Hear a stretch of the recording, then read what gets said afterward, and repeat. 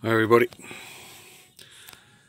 I'll try and do you a video on weld beads, but it's going to have to be short and sweet. My phone's doing that.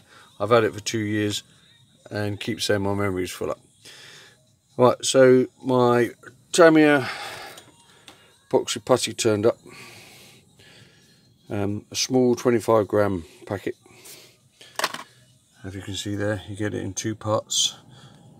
Now I've used half of it. That's only a tiny 5mm bit of cut off and mixed. It's so sticky.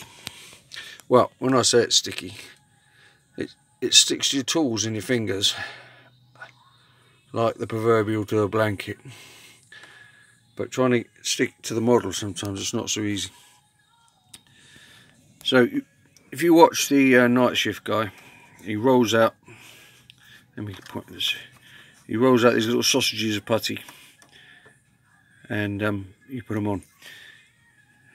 You can roll them really thin for the tiny welds. That's a big vertical bead there. You have to make sure you scratch all your joints out first for the weld to go in. You need to watch his video, because this one here, I've forgotten to do this one, and there's no recess in there to put the putty. So you need to scratch out a decent recess on the flat welds so you can squash the stuff in. Now this is going to be a fillet weld around here, so you don't need to scratch anything out of there. Now the trick is to get it on. You can reduce the size of your putty. Once it's on and in position, you can cut away an edge once it's really nice and stuck on, so you can trim your weld down to size and get it in position. But you do need to, like he says, keep licking the end of your tool so it doesn't stick. You need to do that every 5 seconds. See, once it's on there, you can get the profile of the weld just how you want it.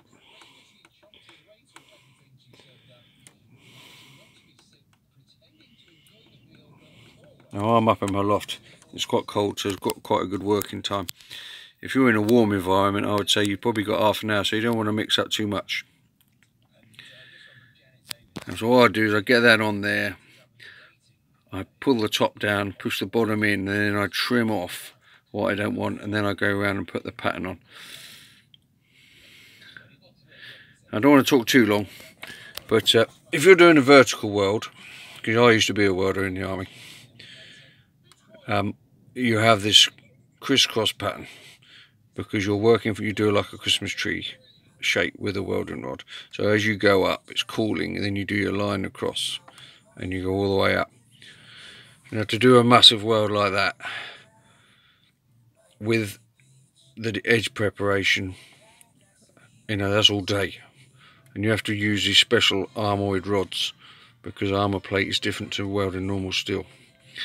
And if you're doing a weld in the flat, like just say you were doing a weld along here, you do a multiple run weld, so you do a bead and you lay another bead on top of it, another bead on top of it. So that's why you get welds which are, you get the long thin lines of weld, because they're built up on top of each other.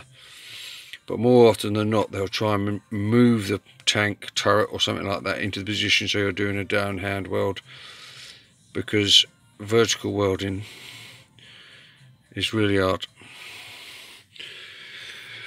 Anyway, so that's the beads I've started doing on the tank.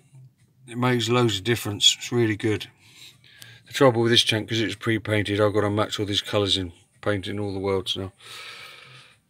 But I'm just doing the weld around the machine gun turret.